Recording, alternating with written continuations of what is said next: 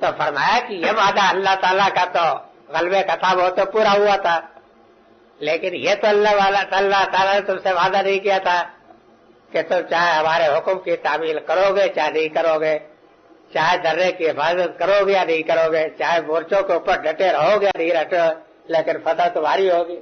یہ وعدہ ہم نے کسی دنیا میں کسی سے نہیں کیا۔ مطلب یہ ہے کہ یہ وعدہ بہرحال مشروط ہے کہ اگر تم اطاعت کرو گے، ڈسپلن کے پابند رہو گے، نظم کی پابندی کرو گے، اجتماعی زندگی کے اصولوں کا احترام کرو گے، اور جو جس جگہ کھڑا کیا جائے گا اس جگہ وہ پتھر کی لاٹ بن کر کے کھڑا ہوگا کہ کسی طریقہ سے وہاں سے نہیں ہٹے گا، تب یہ وعدہ ہے نا، یوں ہی تو نہیں ہے۔ مطلب یہ ہے کہ بہرحال اجتماعی کردار جو ہے اس کے متعلق یہ یاد رکھیے گا کہ اجتماعی کردار میں جو خامی ہوگی اس کے ساتھ آپ یہاں بھگتیں گے، اس کا معاملہ آخرت میں نہیں ہے۔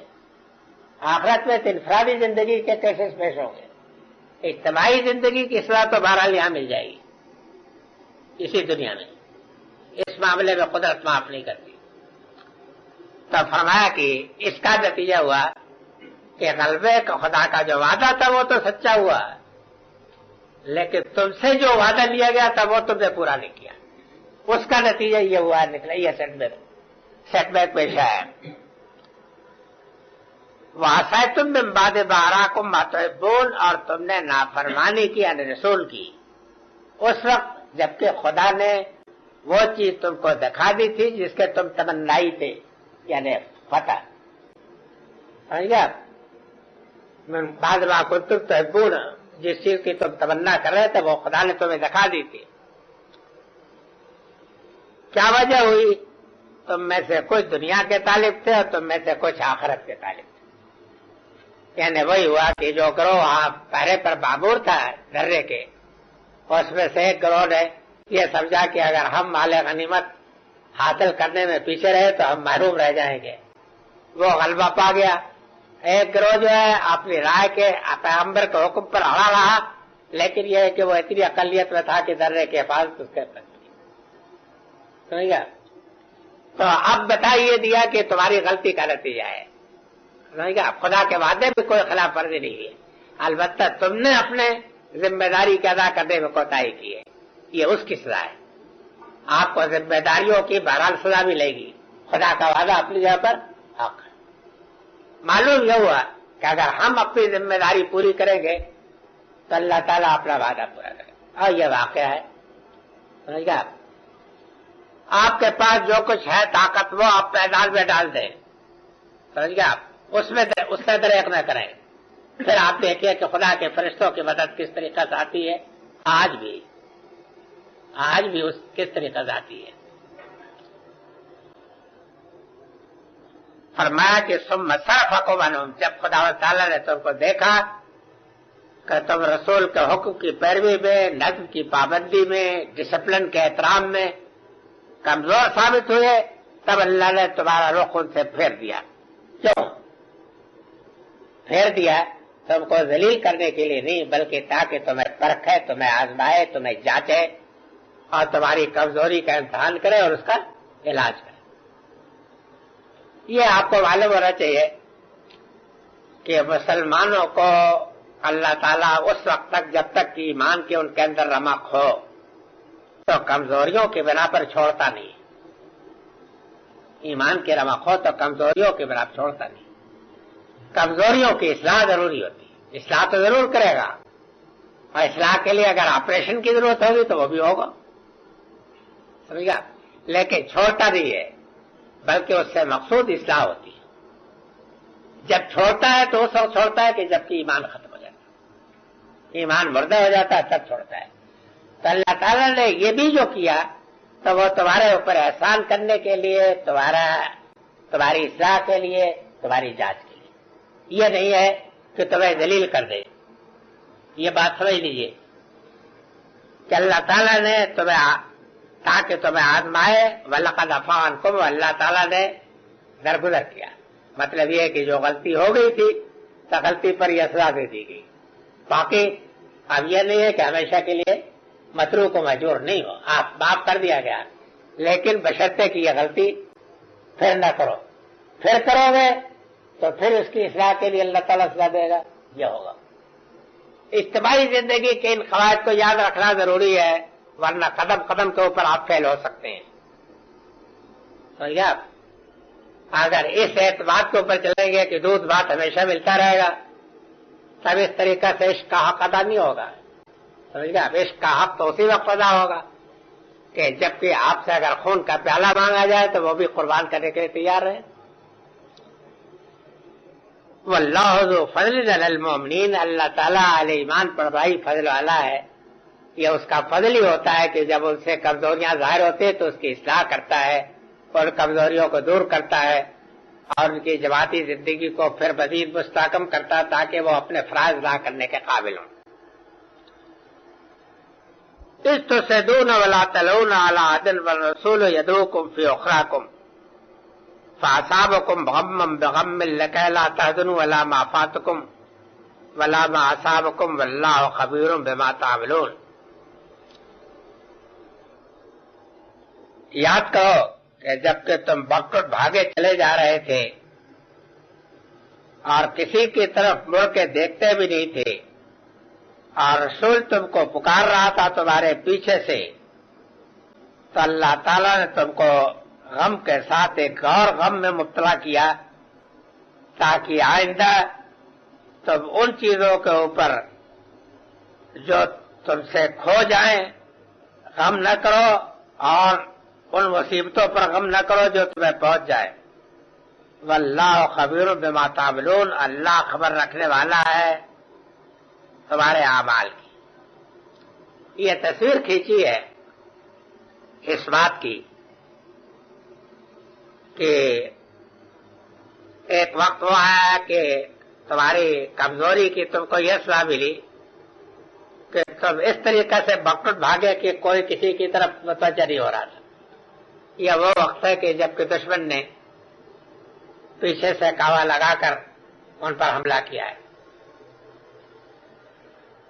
رسول یدعوکم فی اخراکم، اور رسول اللہ صلی اللہ علیہ وسلم پیچھے سے برابر پکارتے رہے کہ خدا کے بندو میری طرف آؤ، میں یہاں ہوں، میں یہاں ہوں، میں یہاں ہوں. یہ واقعہ ہے کہ یہ بڑی عبرت انگیز بات ہے کہ پیغمبر پکار رہا ہو اور پیغمبر کے امتی بھاگ کھڑے ہو. معمولی واقعہ نہیں.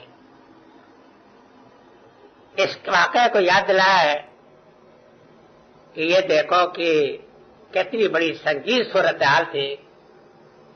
اس میں ایک بات اور بھی معلوم ہوتی ہے کہ حقیقت میں لیڈر کی شان یہ ہونی چاہیے، اس لیے کہ لیڈروں کے لیے آپ تو دنیا میں نہ جانے کس کس طریقے کے نمونے ہیں، سمجھ گئے آپ، لیکن لیڈروں کے لیے کم سے کم مسلمانوں کے لیے تو بہترین نمونہ پیغمبری کا نمونہ ہو سکتا ہے نا اس وقت میں. اصابکم غم بغم، ایک غم تو تھا شکست کا اور ایک اور غم بھی. صاف معلوم ہوتا ہے کہ اس سے یہ غم مراد ہے کہ اسی اسنا میں یہ مشہور ہو گئی کہ اللہ عز باللہ پیغمبر صلی اللہ علیہ وسلم بھی شہید کر دی. سمجھ گئے آپ؟ یہ حادثہ ایک بڑا عظیم حادثہ تھا.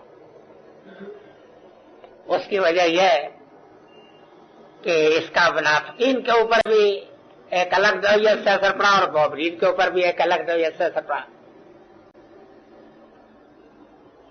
منافقین کے اوپر یہ اثر پڑا کہ ان کا یہ خیال پختہ ہو گیا کہ جو کفار کہتے تھے، معاندین کہتے تھے نا کہ یہ تدبیر اور وسائل کا سوال ہے، اس میں پیغمبر اور فرشتے وغیرہ کا کیا ذکر ہے، کوئی چیز. باقی رہ گیا کہ ایک گروہ جو کمزور لوگوں کا تھا وہ یہ سمجھ گیا کہ جب پیغمبری قتل ہو گئے تو پھر اس کے بعد اب کیا ہو سکتا ہے، کیا ہو سکتا ہے. لیکن جو صحیح اہل ایمان تھے انہوں نے کہا کہ جب پیغمبر شہید ہو گئے تو پھر ہمارے جینے سے کیا حاصل، اسی مقصد کے لیے ہمیں بھی شہید ہے. یہ خیال ہے. اس امتحان کے پیش آنے سے کہ یہ بات سامنے آئی کہ ایمان کا اصلی تقاضا کیا تھا، اور وہ بات واضح طریقے پر سمجھ لیجئے کہ اگر کسی دعوت کو مجرد شخص کے ساتھ وابستہ رکھا جائے تو پھر اس کے لیے یہ حادثہ پیش آ سکتا ہے کہ اس شخص کے ساتھ وہ دعوت ختم ہو جائے. سمجھا؟ یا یہ ہے کہ پھر اس کا ایک جتھا بن کے رہ جائے, اصولی طور پر وہ دعوت سے ہی باقی رہتی. سمجھا؟ تو جو لوگ کے اشخاص کو مرکز بناتے ہیں تو اس کا نتیجہ ہوتا ہے کہ ان کے موت کے ساتھ وہ چیز بھی دفن ہو جاتی ہے. جن لوگوں کی وابستگی اصول کے ساتھ ہوتی ہے تو ان کی دعوت, ان کا کام, اس کا تسلسل برابر قائم رہتا ہے. سمجھا؟ تو اسی اسنا میں اللہ تعالیٰ نے یہ حادثات پیش آئے, اور اس حادثے کے پیش کرنے کی علت یہ بیان کی ہے کہ لَكَيْ تَحْزَنُوا عَلَىٰ مَا فَاتَكُمْ, تاکہ تمہارا ایسا علاج ہو جائے کہ تم اس چیز پر کہ جو تم سے کھو جائے اس پر غم نہ کرو, وہ صدمہ ہو. علاج بالضد ہے یا علاج بالمثل. سمجھ آپ؟ علاج میں ایک یہ ہوتا ہے کہ جو مرض ہوتا ہے اس کا ضد سے علاج کیا جاتا ہے, یہ بھی ایک طریقہ ہے. مطلب یہ ہے کہ جو تمہارے اندر خامی تھی, یعنی رسول کی اطاعت میں جو تم نے نافرمانی کی نا, تو اس کا یہ نتیجہ ہوا کہ تم کو یہ صدمہ پیش آیا. اب اس کا نتیجہ یہ ہوا کہ اللہ تعالیٰ نے اس پر اور اضافہ کر دیا ہے, کیونکہ شہادت کی خبر ہو گئی. سمجھ گیا؟ اب اس کا یہ نتیجہ ہوا کہ گویا تمہیں یہ سمجھانے کا اچھی طریقہ سے موقع مل گیا کہ ہر حالت میں اصلی اعتماد صرف اللہ کے اوپر ہونا چاہیے, اس کی دعوت کے اوپر ہونا چاہیے, اس کے اوپر ہونا چاہیے, اس کے دین کے اوپر ہونا چاہیے. سمجھ گیا؟ اس کے لیے جینا, اسی کے لیے مرنا چاہیے. یہ ہے, یہ چیز ضروری ہے. اگر یہ چیز رہے گی تب تو راستے میں جو مشکلیں پیش آئے گی وہ چیزیں وہ غم نہیں پیدا کرے گی کہ جو آپ کا دل بیٹھا دے, نہیں پیدا کرے گی کہ جو آپ کی قبر توڑ دے. سمجھ گیا؟ بہرحال آزمائش ہے, ایک آزمائش میں آپ پیش امتحان دیں گے تو اس سے طاقت حاصل کریں گے, آگے بڑھنے کا اور حوصلہ ہوگا. لیکن اگر وہ خامی پڑی رہے گی دل کے اندر تو پھر اس بات کا اندیشہ ہے کہ وہ چیزیں چبھن پیدا کرے, اور پھر اندیشہ ہے کہ اس سے نفاق پیدا اور کمزوری پیدا اور ایمان کو صدمہ پیدا. سمجھ گیا؟ تو یہ غم کے ساتھ ایک غم جو لگا دیا گیا تو اس لیے کہ تاکہ اس موقع کے اوپر ان لوگوں کے اوپر کہ جنہوں نے کہ اس سے یہ اثر لیا کہ پیغمبر جو ہے وہ قتل نہیں ہوتے یا شہید نہیں ہو سکتے, تو ان کی غلط فہمی بھی رفع ہو جائے, ان لوگوں کی بھی غلط فہمی رفع ہو جائے کہ جب وہ ختم ہو گئے تو پھر اب ہم کیا کر سکتے ہیں. فہمیاں تو بڑی بنیادی تھی نا. اور صحیح طریقہ یہ ہے کہ یہ حقیقت واضح ہو جائے کہ جس مقصد کے لیے اللہ تعالیٰ نے ہمیں امت مسلمہ بنایا ہے, ہم اس مقصد کے لیے جیے اور مرے, اور جتنے بھی اس راستے میں مشکلیں پیش آئیں ان کا پوری پابندی سے مقابلہ کریں. یہ اصول سامنے ہے.